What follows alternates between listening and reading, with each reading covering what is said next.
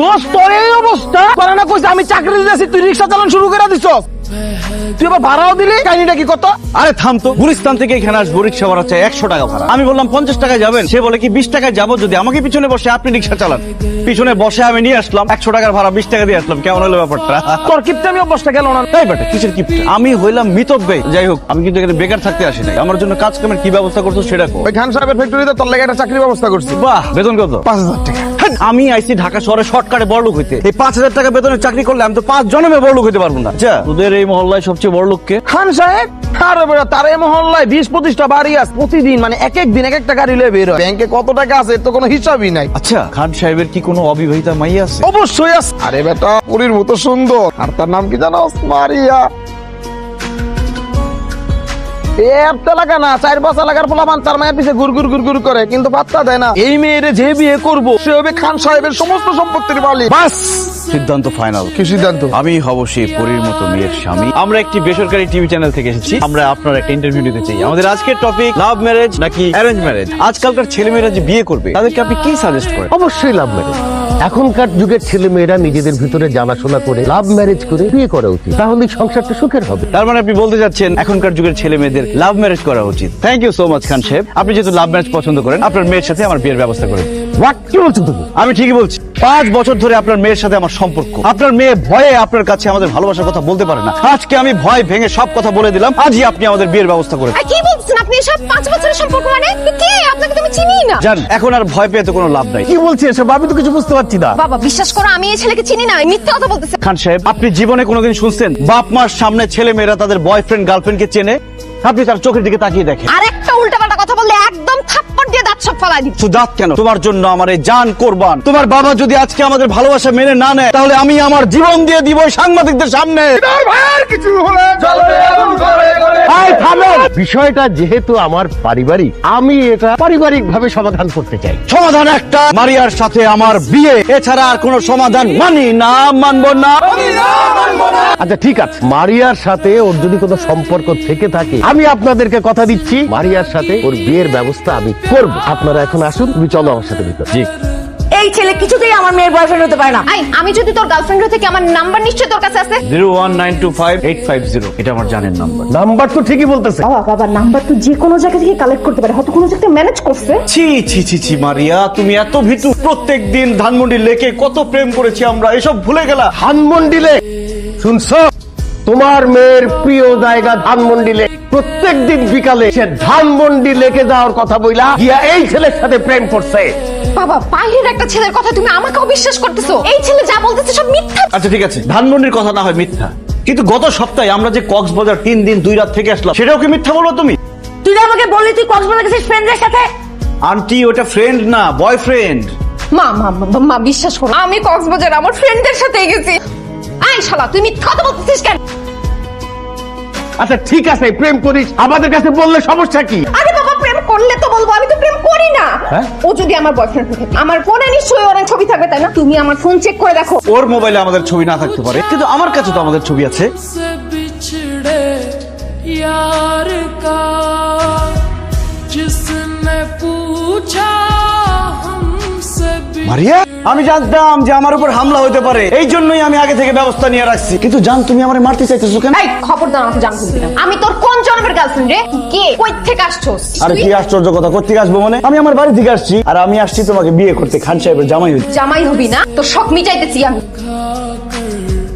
रो पड़े খান সাহেব দেখেন, আমি কত করে বুঝাইলাম, আমি বললাম যে না আমাদের তো বিয়ে হয় না, এইসব করো না, সে তারপরে জোর করে।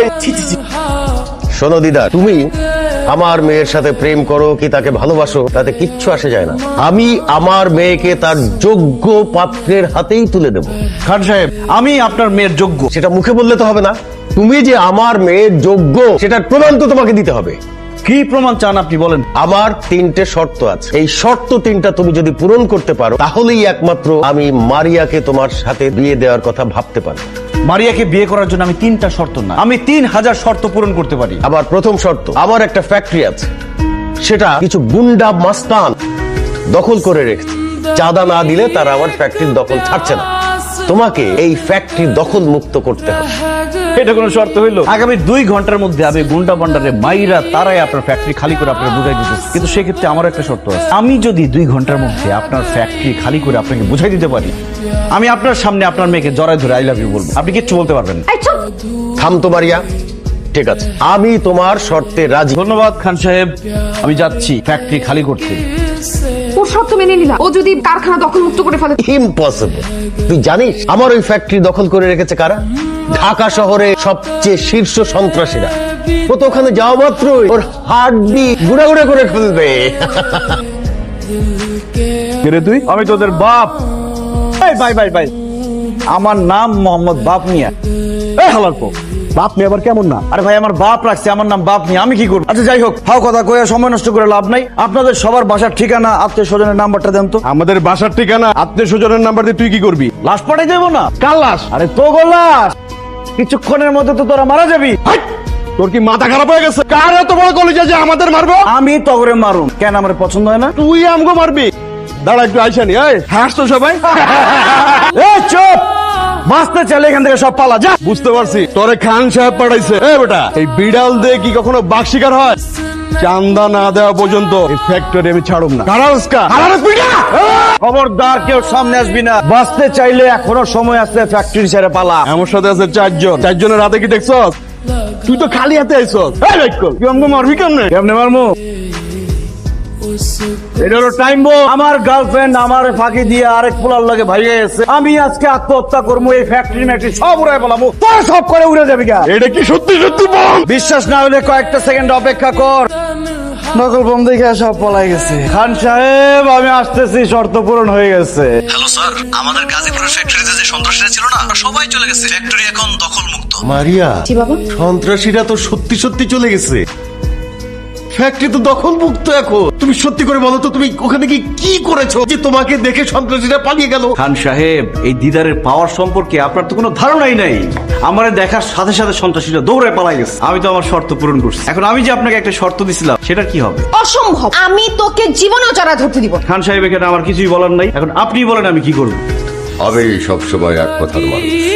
ব্যাস, আর কিচ্ছু বলতে হবে না। बनकर रह আপনার মেয়ে তো লজ্জা পেয়ে পালাই গেছে। সমস্যা নাই, বাসর ঘর তো বাকি রয়েছে। गई তুমি যে জন্য এই বাড়িতে আসছো, সেটা তোমাকে দেওয়ার জন্য এখানে নিয়ে আসছি। টাকার জন্য এই বাড়িতে আসছিস না? এইখানে 50,000 টাকা আছে, এই টাকা নিয়ে বিদায় হ। এটা তুমি ভুল বললা রাজকন্যা। রাজকন্যা মানে? তুমি আমার রাজকন্যা।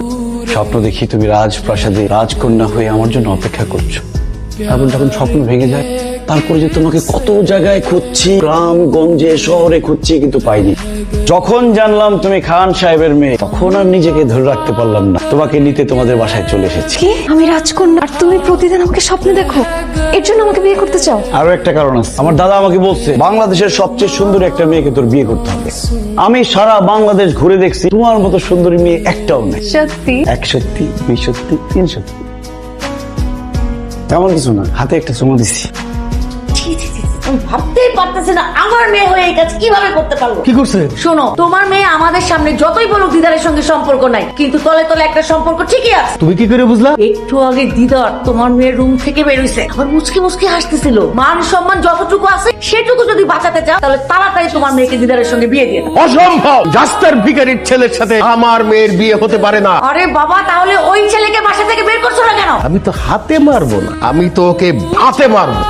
ওকে এমন শর্ত দিব, ওই শর্ত পূরণ করতে গিয়ে তো খুন হয়ে যাবে। আমার বন্ধু এসকে রতন অনেক আগে আমার কাছ থেকে 50 লাখ টাকা ধার নিয়েছে, এখন পর্যন্ত টাকাটা ফেরত দিচ্ছে না। আজকের ভেতরে তুমি আমার ওই 50 লাখ টাকা রতনের কাছ থেকে উদ্ধার করে নিয়ে আসবে। আর যদি না পারো, কোনোদিন আমার বাড়ির ত্রিসীমানা আসবে না। খালি হাতে ফিরে যাবার জন্য এই দিদার এই বাসায় আসেনি। আমি আসছি একা, যাবো আমার বউকে নিয়ে। আজকের মধ্যে রতনের কাছ থেকে টাকা এনে আমি আপনাকে বুঝিয়ে দিব। ওই কেনা তুই? আমি দিদার আজকে তোর সব কীর্তিকর্ম ফাঁস। সিকিউরিটি ডাইকে কোনো লাভ হবে না। আজকে তোর সব কুকীর্তি আমি ফাঁস করবো। কিসের কুকুরতে পাস করবি তুই? কেমন ছিলাস? তোর বাপ দাস তোর দুগুষ্টির খবর লয়ে এলো। আপনি এতক্ষণ ওনার সাথে যা যা করছেন আমি সব ভিডিও করে ফেলাইছি। কিছুক্ষণের মধ্যে আপনার বোর কাছে চলে যাবে এই ভিডিওটা। ভাই তুমি আমার ক্ষতি করো না ভাই। তুমি কি চাও? কি চাও? টাকা চাই, পাওনা টাকা। পাওনা টাকা? আমি বুঝলাম না, বাবা 5 বছর যাবত রতন আঙ্কেলের কাছ থেকে টাকাটা আদায় করতে পারে নাই, আপনি কিভাবে আদায় করলেন? মারিয়া, কথায় জাত কথায় ভাত। আমি ওনাকে সুন্দর করে কিছু কথা বলে মাফ করে দিলাম, উনি কাজ হয়ে চেকটা লিখে দিলেন। আপনি এসব ফাইজলামি বন্ধ করেন। আপনি বুঝতেছেন না আপনার সাথে আমার বাবা কোনোভাবেই বিয়ে দিবে না। আরে কি বলো তুমি? তোমার বাবা আমাকে কথা দিচ্ছে 3টা শর্ত পূরণ করতে পারলে তোমাকে আমার হাতে তুলে দিবে। 3000 শর্ত পূরণ করলেও আমার বাবা আপনার সাথে আমার বিয়ে দিবে না। তোমার বাবা এক কথা মানুষ, উনি যখন আমাকে কথা দিচ্ছে অবশ্যই আমার কাছে তোমাকে বিয়ে দিবে। বাবা বিয়ে দিলে কি হবে? আমি তো আপনাকে বিয়ে করব। আমি অন্য একজনকে ভালোবাসি আর ও আমাকে প্রচন্ড ভালোবাসে। কি? তুমি আরেকটা ছেলের ভালোবাসো? ও তোমাকে ভালোবাসে না, ও ভালোবাসে তোমার বাবার টাকা পয়সা ধন সম্পত্তিকে। খবরদার, যাকে চিনেন না তাকে নিয়ে উল্টাপাল্টা কথা বলবেন। আমার ভালোবাসার মানুষ নিয়ে উল্টাপাল্টা কথা কিন্তু আমি একদম সহ্য করব না। ঠিক আছে, এই ছেলেকে তোমাকে ভালোবাসে না, তোমার বাবার টাকা পয়সাকে ভালোবাসে, এইটা যদি আমি প্রমাণ করে দিতে পারি তখন কি হবে? তাহলে ডিরেক্টলি বাসায় এসে বাবাকে বলবো আমি আপনাকে বিয়ে করতে চাই। ওকে, ডিল ডান। আর বলিস না, যেখানে সেখানে বুঝিস না। বেবি, তুমি আমাকে টাকা দিলে কেন? তুই আমাকে ভেবে বলিস কেন? যা। বেবি, তুমি আমাকে চিনতে পারতেছো না? আমি মারিয়া।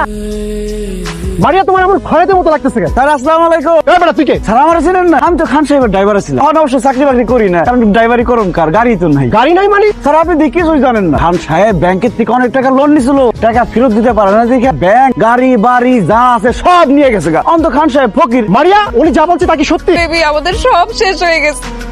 এখন শুধু আছো তুমি আমাকে বিয়ে করে তোমাদের বাড়িতে নিয়ে যাবা, উনি আমাদের সাক্ষী দিবে বিয়ে। আমার কি পাগলা কুত্তা কামড়াইছে? তোর মতন ফকিনের এখন আমি বিয়ে করবো? তোর এখন আমি সত্যিটা বলি দিই। তোর সাথে আমি প্রেম করেছিলাম তোর বাবার টাকা আছে বলি, যাতে আমি রাতারাতি বড়লোকের জামাই হতে পারি। এখন তোর বাবার টাকাও নেই, এখন তুইও আমার এই মনে নাই। তুই আমারে ভালোবাসছিলি, এটা টেস্ট করতেছিলাম আমি। আমার বাপ মায়ের সব টাকা পয়সাই আছে। এখন তো সব প্রমাণ হয়ে গেল। মারিয়া, তাহলে এখন আমার কি হবে? I love you. বাবা, আমি দিদারকে ভালোবেসে ফেলেছি। আমি দিদারকে ছাড়া পারছি না। আর একবার ওই মুখে ভালোবাসার কথা বলবি তো তোর জিপ টেনে ছেড়ে ফেলবো। এই নাও ধরো। টাকা দিয়ে আপনি আমার কাছ থেকে আমার ভালোবাসাকে কিনতে পারবেন না। তোমাকে কে বলেছে ব্রিফকেস ভর্তি টাকা? খালি ব্রিফকেস? খালি ব্রিফকেস আমাকে দিবেন কেন? কারণ ওই ব্রিফকেস ভর্তি করে টাকা তুমি যেদিন আমার কাছে নিয়ে আসবে সেদিন আমি আমার মেয়ে মারিয়ার সাথে তোমার বিয়ে দেবো। এটাই আমার 3 নম্বর শর্ত। আল্লাহ, এতদিন তো চালাকি কইরা এই সেই করে শর্ত পূরণ করছি, কিন্তু এখন এতগুলো টাকা আমি কই পাবো? আরে বেটা ছাড় তো। দোস্ত, আমার ছোট্ট একটা হেল্প লাগবে। হেল্প লাগবো? আরে বেটা তুই আমার আগে কবি না, কি হেল্প করতে হইব তুই কেন আমারে ক। দোস্ত, আমার কিছু টাকা লাগে। টাকা লাগবো? কত লাগবো তোর? হ্যাঁ, এই ব্রিফকেসটা ভরতে যত টাকা লাগবে তত টাকা লাগবে। আরে বেটা ছাড়, তোর মাথাটা নষ্ট হইছে। আল্লাহ, বুদ্ধি দাও, নাহলে টাকা দাও। পাইছি। খান সাহেব, এই নিন আপনার ব্রিফকেস ভর্তি টাকা। जिंदगी 10 টাকা, 20 টাকা, 1 টাকা, 5 টাকার কয়েন। খান সাহেব, আপনি আমাকে ব্রিফকেস ভর্তি টাকা নিয়ে আসতে বলছেন। কত টাকার নোট আনতে হবে সেটা তো আপনি বলেন নাই। আমি ব্রিফকেস ভর্তি টাকা নিয়ে আসছি, এখন সেখানে 1 টাকার কয়েন আছে নাকি 2 টাকার কয়েন আছে সেটা তো আমার দেখার বিষয় না। আমি আমার শর্ত পূরণ করছি, এখন আপনি আপনার বাকি কাজ করেন। আপনি কিন্তু এক কথার মানুষ। হ্যাঁ বাবা, তুমি কিন্তু এক কথার মানুষ। বাহ, আমি তোমার বুদ্ধির তারিফ না করে পারছি না। আসলে তুমি আমাকে সত্যি সত্যি মুগ্ধ করেছো। তোমার বুদ্ধি দিয়ে প্রমাণ করে দিয়েছো যে তুমি আমার একমাত্র মেয়ে মারিয়ার যোগ্য। তুমি হবে আমার একমাত্র কন্যা মারিয়া হাজবেন্ড।